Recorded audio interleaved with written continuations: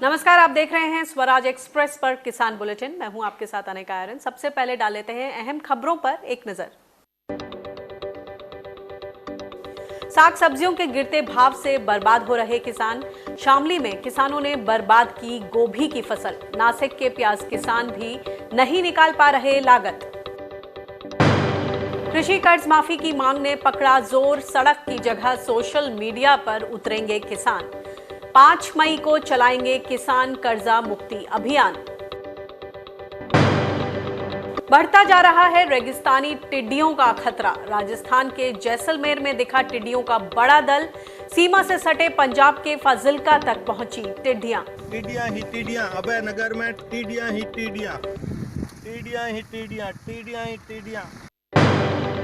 हरियाणा के 7 जिलों में बटाई पर धान की खेती पर रोक। भूजल दोहन रोकने के लिए सरकार का फैसला। धान की खेती में होता है सबसे ज्यादा भूजल दोहन।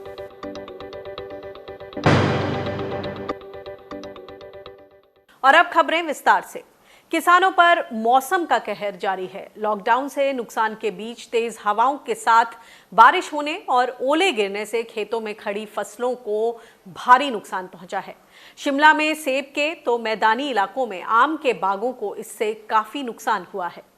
वहीं देहरादून के आसपास नर्सरी चलाने वालों को ओले गिरने से भीषण नुकसान उठाना पड़ा है। इससे पहले आंधी तूफान और ओले गिरने से गेहूं और मक्के की फसलों को भारी नुकसान पहुंच चुका है।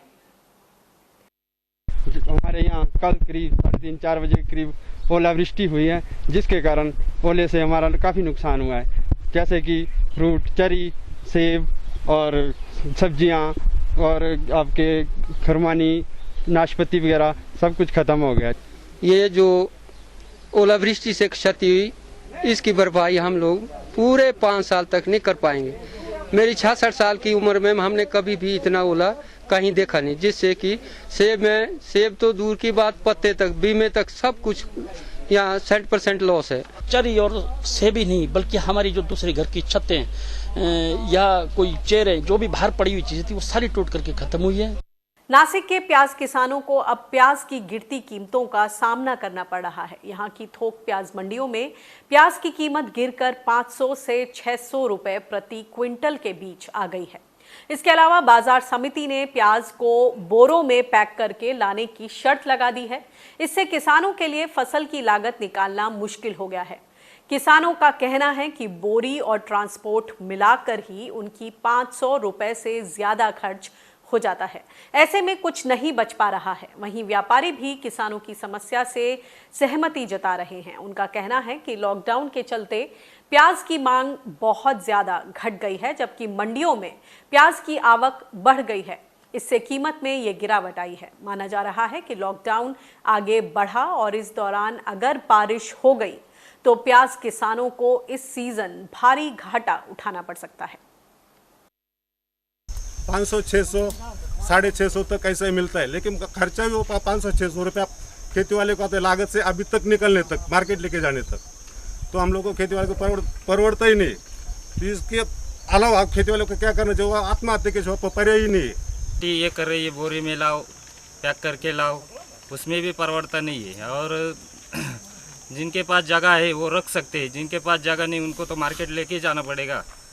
और वो उसका अभी मार्केट है 500 से 600, उसमें कुछ परवड़ता नहीं है। और वो पैकिंग का खर्चा ही 100 रुपये आता है, ट्रांसपोर्ट का अलग। तो उसकी वजह से ये जो लॉकडाउन आगे चलेगा तो आगे और भी प्रॉब्लम हो जाएगी। कोरोना के वजह से जो लॉकडाउन हुआ है, उसके वजह से जो हम माल इधर से भरते, गोनी में पैक करते, वो उधर सामने बिक ही नहीं रहा है, क्योंकि पब्लिक बाहर है नहीं इसके लिए। और खेती वाला बोल रहा है कि प्याज का दाम 5 रुपये मिल रहा है, 6 रुपये मिल रहा है। उसके लिए हम भी कुछ कर नहीं पा रहे, क्योंकि कोरोना के वजह से जो लॉकडाउन हुआ है, ट्रांसपोर्ट के लिए प्रॉब्लम आ रहा है, जगह जगह पे ट्रबल ही है सब जगह। अभी क्या करने का उसके लिए, और तो कोई चारा है नहीं। जब पब्लिक बाहर निकलेगी, खाएगी, तभी तो इधर से माल मतलब बिकना चालू हो जाएगा। उसके लिए हम व्यापारी तो कुछ नहीं कर पा रहे। लॉकडाउन के दौरान सब्जी, दूध, फल की खेती करने वाले किसानों के हाल बेहाल हैं। सब्जियों के किसान लगातार अपनी फसलों को बर्बाद करने को मजबूर हो रहे हैं। उत्तर प्रदेश के शामली में गोभी की फसल को भारतीय किसान यूनियन के राष्ट्रीय प्रवक्ता राकेश टिकैत ने ट्रैक्टर से रौंद दिया। यहाँ बड़ी तादाद में किसानों ने गोभी, बैंगन, टमाटर जैसी सब्जियों की खेती की थी, लेकिन बाजार ना जा पाने और गिरते भाव से परेशान किसानों को दूसरा और कोई रास्ता नहीं दिखाई दे रहा है और लगातार इसी तरह किसान अपनी ही फसल को बर्बाद कर रहे हैं। इस खेत में है ये पत्ता गोभी है और ये होटलों में पूरी फसल जाती थी यहाँ और इनको अच्छे रेट इन लोगों को मिल जाते थे, लेकिन अब की बार इसका 1 रुपया किलो का भी कोई रेट नहीं, इसका कोई खरीदार नहीं है। इसको मंडी में लेकर जाए तो इसकी कोई खरीद इसकी वहां पर नहीं होती, तो पूरा किसान इसका 100% इस किसान को नुकसान है। इस पर और ज्यादा बातचीत करने के लिए हमारे साथ फोन लाइन पर जुड़ गए हैं किसान नेता राकेश टिकैत जी। राकेश जी, क्या चल रहा है? इतनी बुरी हम तस्वीरें देख रहे हैं, रोज इस तरह की तस्वीरें आ रही हैं जहां सरकार कह रही है कि सब कुछ ठीक चल रहा है, मगर जो किसान हैं वो अपनी ही फसल को रौंदने को मजबूर है। इसमें आप क्या कहेंगे? क्या नीति का अभाव है, क्या प्लानिंग का अभाव है? बिल्कुल पूर्ण रूप से प्लानिंग का ही अभाव है और किसान जिस तरह से फसल को अपनी डिस्ट्रॉय कर रहा है, उसको रौंद रहा है, अपने ट्रैक्टर से उसको जुताई करके अपनी फसल उसमें बोएगा, वो कर रहा है, तो बेहद ज्यादा किसानों को नुकसान है। और ये कई हजार एकड़ जमीन में ये पत्ता गोभी शामली डिस्ट्रिक्ट में थाना भवन क्षेत्र में ये है और कल हम वहां पर जाकर देखे थे तो किसान उसकी जुताई लग रहा है करने और करीब करीब इसमें 60,000 रुपया एकड़ के आसपास का इसमें खर्चा आ रहा है किसान का। 20-25 दिन हो गए हैं, तब से सरकार बोल रही है कि हमने खेती को लॉकडाउन से बाहर रखा है। शुरू में थोड़ी दिक्कतें थी, लेकिन अब सब कुछ स्ट्रीमलाइन हो गया है। लेकिन जहां तक पेरिशेबल और साग सब्जी की, दूध की बात करें तो स्थिति बहुत ज्यादा खराब है। बिल्कुल खराब है जी, कोई वो सुनने को तैयार नहीं है। सिर्फ अगर ना कुछ खोलना क्या है कि जो गन्ना किसान है, जो गेहूं का किसान है, उसके लिए खोल रखा है, वो अपना उठाकर उसको अपने घर ले आएगा, गन्ना शुगर मिल में अपना डाल देगा। लेकिन जो सबसे ज्यादा नुकसान अब की बार किसान को है, जो वेजिटेबल्स का, सब्जी का किसान है, उसको पूर्ण रूप से नुकसान है। जो दूध का किसान है वो किसान भी नहीं, वो मजदूर है जो 2 पशु पाल कर अपना गुजारा करता था, उसको करीब 50% का नुकसान है। और जो फूल का किसान था उसको 100% का नुकसान है। ये बताइए टिकैत जी कि जो बातचीत हो रही है कि मंडी तक नहीं ला पा रहे हैं किसान, इसमें किस तरह की मजबूरी आप देख रहे हैं? क्योंकि सब्जी सामान लाते हैं और हमने सुना किसान को बोलते हुए कि हम लाते हैं, लेकिन जब मंडी के बाद वापस जब खाली गाड़ी जाती है तो पुलिस हमें बहुत ज्यादा परेशान करती है, उसको तंग करती है, उसको पास नहीं दिए जा रहे और वो अगर लेकर आता है तो जब तो लोडिंग गाड़ी होती है तो उसको कुछ नहीं करते, लेकिन जब वो अनलोडिंग करके वापसी लेकर जाते हैं तो उसको पुलिस तंग करती है। तो हमने इनको एक आगे इनको आप पास इनको दे दें, ये भी इनको है। और एक डिस्ट्रिक्ट से दूसरे डिस्ट्रिक्ट में बहुत कम गाड़ी आती है। पुलिस प्रशासन जब भी चाहता है उसको कहता है कि एक जिले से दूसरे जिले में माल नहीं जाएगा। अब जैसे जो क्षेत्र सब्जी का, वेजिटेबल्स का जो क्षेत्र है वो एक बेल्ट होती है पूरी, उसकी सब्जियां पूरे जगह जाती है, दिल्ली में जाती है, तो बड़ी बड़ी मंडियां होती है, उसको वहां भेजना पड़ता है। वो जी एक डिस्ट्रिक्ट में इतनी खपत हो नहीं सकती, लेकिन उसके लिए उसको बहुत दिक्कत है। और जब भी इसके रेट डाउन है, जैसे लौकी है तो 1 रुपया किलो जा रही और खीरा है 1-1.5 रुपया किलो जा रहा, लेकिन जो कंज्यूमर है उसको 15 से 20 रुपए किलो मिलता है। बिल्कुल सही बोल रहे हैं आप। तो ऐसे में आप लोगों ने क्या शासन प्रशासन से एक्शन लेने के लिए कुछ दबाव बनाया है? कुछ बातचीत हुई है आपकी? नहीं, हम बातचीत करते रहते हैं इनसे, इनको खुलवाते भी हैं, लेकिन एक जिले की करवाओ तो फिर दूसरे जिले में रह जाता है, फिर तीसरे जिले में रह जा। तो आपको नहीं लगता कि एक पूरी राष्ट्रीय नीति आनी चाहिए इस वक्त, और जो मार्केट इंटरवेंशन स्कीम है, बाजार हस्तक्षेप योजना, उसका भी इस्तेमाल किया जाना चाहिए? क्योंकि यही ये औजार हैं जिससे कि राहत मिले किसानों को। जब तक नेशनल एग्रीकल्चर पॉलिसी देश में नहीं बनेगी, जब तक कुछ नहीं हो सकता। जी, बहुत बहुत शुक्रिया इस बातचीत के लिए। किसानों की माली हालत खराब हो रही है क्योंकि लॉकडाउन के बाद से फसलों के दाम और मांग में लगातार गिरावट आई है। जल्दी खराब होने वाले फल, फूल और साग सब्जियों में किसानों को सबसे ज्यादा नुकसान उठाना पड़ा है। इस बीच खबर आई कि सरकार ने 50 से ज्यादा विलफुल डिफॉल्टर्स के 68,000 करोड़ रुपए का कर्ज राइट ऑफ कर दिया, यानी उसे बट्टे खाते में डाल दिया। इसे देखते हुए अब किसानों और उनके संगठनों ने संपूर्ण कर्ज माफी की मांग सामने रखी है। इसके लिए किसानों ने 5 मई को शाम 4 बजे से ट्विटर पर किसान कर्जा मुक्ति अभियान चलाने का फैसला किया है। और इस पर बातचीत करने के लिए हमारे साथ किसान नेता वीएम सिंह जुड़ गए हैं। वीएम सिंह जी, स्वागत है आपका किसान बुलेटिन में। ट्विटर पर किसान कर्ज मुक्ति आंदोलन 5 मई को शुरू होने वाला है। कितने किसान इसके समर्थन में हैं? इस मुद्दे पर देश के किसानों का जो भी नाराजगी है, क्या वो आपको लगती है कि ट्विटर पर बयां हो पाएगी और सरकार इसे कितना सीरियसली लेगी?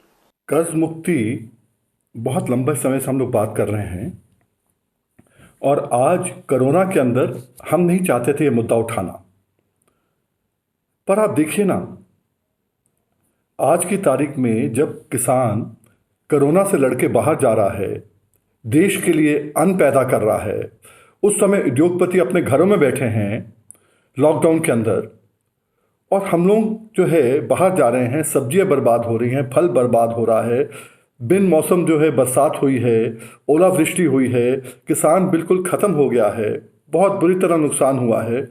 हमने नहीं कहा हमें कुछ तो, पर इसी दौरान जो लोग घर में बैठे हैं लॉकडाउन के अंदर, उन लोगों को 66,607 करोड़ रुपया राइट ऑफ कर दिया है उद्योगपतियों का। इस शक्ल में जब उनका राइट ऑफ कर सकते हो तो हमारे साथ सुतेला व्यवहार क्यों, हमारा भी राइट ऑफ करो, यही लोग कह रहे हैं। इसलिए ये कैंपेन कल 4 बजे 5 तारीख को चालू किया जाएगा कि मोदी जी, सरकार, उद्योगपतियों को आप देख सकते हो, पर पहली श्रेणी के अंदर कोरोना से लड़ाई लड़ने के लिए जब किसान सामने है देश के अंदर, उसके लिए आप सुतेला व्यवहार कर रहे हो, ये सही नहीं है। और जहाँ तक का सवाल उठता है कि कितना इफेक्टिव होगा, ये देश को देखना है। आज लॉकडाउन के समय हर आदमी अपने घरों में बैठा है, बाहर गाड़ी लेने नहीं जा रहा, कपड़ा लेने नहीं जा रहा, कुछ नहीं, केवल अन्न लेने जाता है, राशन, अन्न के अलावा कुछ नहीं चाहिए उसको आज। और उस पर भी जो अन्न उगाता है उसके साथ अन्याय हो। आपको मालूम है ना, हमारी सब्जी सड़ रही है, यहाँ पर आप 40 रुपये, 60 रुपये, 100 रुपये किलो ले रहे हो। इन चीज़ों का अगर एहसास सरकार को नहीं होगा तो किसको होगा? केवल उनको एहसास दिलाने की बात हो रही है और मैं उम्मीद करता हूँ कि सरकार इसको सीरियसली लेगी, क्योंकि ऐसा ना हो कि इन मुद्दों के ऊपर, जैसे मैंने कहा, कोरोना के मौसम में, कोरोना के समय हमारा मतलब नहीं था कि कर्जा माफ़ी की या कर्जा मुक्ति की बात करते, पर जब आप दूसरों का राइट ऑफ कर रहे हो, हमारे मुक्ति की बात भी होनी चाहिए। अगर वो इस देश के लिए ज़रूरी है, हम भी ज़रूरी हैं। कर्ज में फंसने को लेकर तो किसान लंबे समय से सरकारी नीतियों को जिम्मेवार मानते हैं। अब इस वक्त कोरोना के समय सरकार से क्या अपेक्षाएं हैं? किसान नीतियों के इसलिए कहता है, किसान कहता है मेरी मिनिमम सपोर्ट प्राइस है मोदी जी, जो पैसा आपका है C2 के हिसाब से मत दो, पर जो आपने कहा है गेहूं का 1925 है, सरसों का है, जो आपने डिक्लेयर किए हैं मिनिमम सपोर्ट प्राइस पे, न्यूनतम समर्थन मूल्य पे हम पे खरीद लो तो हमारे पास कुछ गुंजाइश हो जाएगी। ये सरकार को देखना है, उनकी नीतियों में गड़बड़ है। जब मंडी के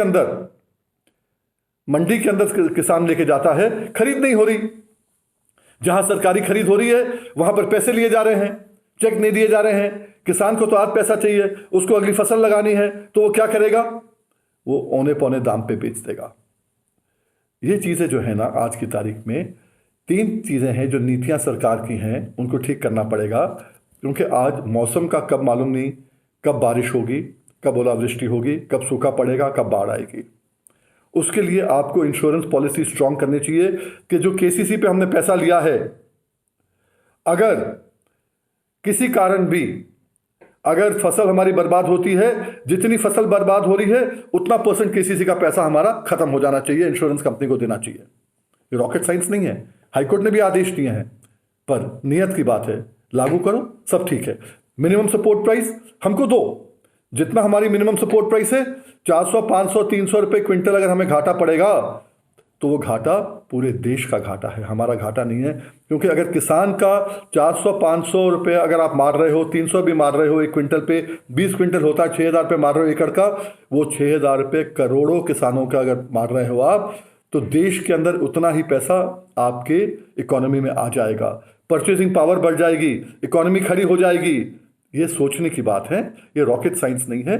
बार बार मैं कहता हूं, इसके ऊपर से सरकार को देखना चाहिए और जाहिर बात है किसानों को इस पे बहुत ज्यादा रोष है। शुक्रिया वीएम सिंह जी हमसे जुड़ने के लिए। मध्य प्रदेश में गेहूं की सरकारी खरीद में लगातार समस्याएं देखी जा रही हैं। कृषि मंत्री कमल पटेल के निर्देश के बावजूद किसानों के गेहूं को खराब बताकर खरीदने से इनकार किया जा रहा है। इसके अलावा हम्मालों के हड़ताल के साथ श्योपुर जिले में समिति प्रबंधकों के सामूहिक इस्तीफे से भी गेहूं की खरीद बंद हो गई है। हरियाणा और पंजाब में गेहूं की कटाई के बाद किसान अब धान की रोपाई के लिए मजदूरों की कमी से जूझ रहे हैं। एक आकलन के मुताबिक प्रवासी मजदूर के लौटने और लॉकडाउन की वजह से इस बार 10 लाख मजदूरों की किल्लत हो गई है। किसानों को इससे धान की रोपाई में देरी होने का डर सता रहा है। हालांकि किसान रोपाई करने वाली मशीनों का इस्तेमाल बढ़ाने पर ध्यान दे रहे हैं। हरियाणा में पट्टे पर जमीन लेकर खेती करने वाले किसान अब धान की बुआई नहीं कर पाएंगे। राज्य की खट्टर सरकार ने 7 जिलों में धान की रोपाई पर रोक लगा दी है। सरकार ने ग्राउंड वाटर लेवल में गिरावट को देखते हुए ये फैसला लिया है। सरकार ने अंडरग्राउंड वाटर के गिरते लेवल को देखते हुए ये फैसला लिया है। इसके मुताबिक करनाल, कैथल, जिंद, कुरुक्षेत्र, अंबाला, यमुनानगर और सोनीपत जिलों के अलग अलग 8 ब्लॉक्स में ये पाबंदी लगाई गई है। यानी यहाँ पंचायत से पट्टे पर जमीन लेकर खेती करने वाले किसान इस साल धान की खेती नहीं कर पाएंगे। हरियाणा सरकार ने भूजल दोहन घटाने के लिए बीते साल जल ही जीवन है अभियान शुरू किया था। इसके तहत धान की जगह पानी की कम खपत वाली दूसरी फसलें लगाने के लिए किसानों को प्रोत्साहित किया जाना था। इसके लिए किसानों को प्रति एकड़ 2,000 रुपए की मदद के साथ निःशुल्क फसल बीमा दिया जाना था। इसके तहत 50,000 हेक्टेयर में मक्का, अरहर, तिल और कपास जैसी फसलें लगाने का लक्ष्य था। अब इसे बढ़ाकर 1 लाख हेक्टेयर कर दिया गया है। और इस मुद्दे पर बातचीत करते हैं, समझते हैं। हमारे साथ किसान नेता गुरनाम सिंह चड़ूनी हरियाणा से जुड़ गए हैं। चड़ूनी जी, ये बताइए कि पट्टे पर पंचायती जमीन लेकर जो खेती करने वाले किसान हैं उन पर सरकार ने धान की खेती करने पर रोक लगा दी है। उससे अब पंचायतों को कितना नुकसान होगा और ऐसे में किसानों के लिए ये कितनी बड़ी दुविधा होगी? इस बार जहां तक खट्टर साहब कह रहे हैं कि पंचायती जमीन में धान ना लगाएं, उन्होंने कई जिलों का अनाउंस कर दिया है।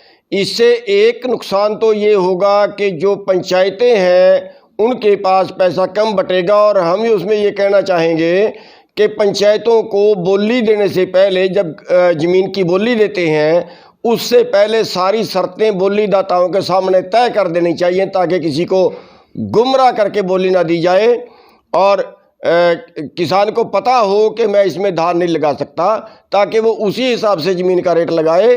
कई बार ये होता है कि वो कीमत ज़्यादा लगा देता है और उसके बाद धान उसमें नहीं लगा पाएगा तो उसका नुकसान हो जाता है।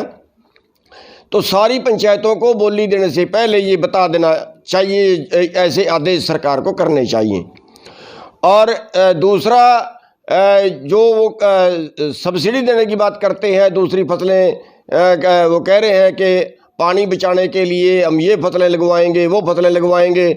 आज तक सरकार ने ये नहीं अनाउंस किया कि जो फसलें वो लगवा रहे हैं क्या वो उनको न्यूनतम समर्थन मूल्य पे खरीदेंगे। जिस दिन उन्होंने किसान नेताओं से बात की है, किसी किसान नेता ने भी उनसे ये सवाल नहीं पूछा कि क्या जो फसलें हम धान की जगह पे लगाएंगे क्या उनको सरकार खरीदेगी। देखिए, भूजल स्तर को बचाने के लिए सरकार ने ऐसा कदम उठाया है, इस तरह की योजना बनाई है, ये अच्छा है और ज़रूरी भी है। लेकिन इस काम को करने के लिए जिस तरह की प्लानिंग होनी चाहिए, क्या उस ओर काम हुआ है? पानी बचाने के हम भी पक्ष में हैं, जरूर पानी बचाना चाहिए, पानी नीचे चला गया है, जरूर बचाना चाहिए, लेकिन ऐसे नहीं बचेगा कि उसका नुकसान किसान उठाए। वो उसका बचाने का तरीका है, हमने पहले भी एक बार 10 साल पहले जो हरियाणा के कृषि मंत्री थे चट्ठा साहब, उनके सामने ये बात रखी थी, और अब भी अगर सरकार पूछेगी तो सरकार से हम बता देंगे, और आपके माध्यम से भी हम बताना चाहते हैं कि आपके माध्यम से सरकार तक हमारी बात पहुंचे। जितना धान का एरिया है उसमें बहुत से इलाके में अरहर हो सकती है, दूसरी फसलें भी हो सकती हैं, लेकिन जब तक हमें धान से ज़्यादा पैसे उन फसलों में नहीं बचेंगे तब तक किसान धान की खेती कम नहीं करेगा। अब इसका एक तरीका है कि जो MSP है उस पर सरकार खरीदती नहीं है, और ख़रीद ले तो भी उतने पैसे नहीं बटते हैं, तो सरकार को 10,000 रुपये प्रति एकड़ सीधी सब्सिडी किसान को देनी चाहिए। अगर धान छोड़ के कोई दूसरी फसल बीजता है तो 10,000 रुपये प्रति एकड़ उसको सब्सिडी देनी चाहिए। इससे दो फायदे होंगे, एक फ़ायदा तो ये होगा कि पानी बचेगा, और दूसरा फ़ायदा ये होगा कि कम से कम 5,000 रुपये प्रति एकड़ की सरकार की बिजली बचेगी। हम 1 एकड़ धान लगाते हैं तो हमें उसमें करीब 17 पानी देने पड़ते हैं। अगर हम धान की जगह दूसरी को फसल बीजेंगे उसमें ज़्यादा से ज़्यादा 1 पानी देना पड़ेगा, यानी जो 1 एकड़ में हमें 16 पानी देने पड़ेंगे, इतने हमें बचत होगी, इतना पानी भी बचेगा, और इतने पानी निकालने में जो बिजली फूकेगी वो भी बचेगी। अब सरकार कनेक्शन नहीं दे रही है कि इनको किसानों को सस्ती बिजली देनी पड़ती है इसलिए कनेक्शन नहीं दे रही, तो वो भी इनकी समस्या जो है वो ख़त्म हो जाएगी।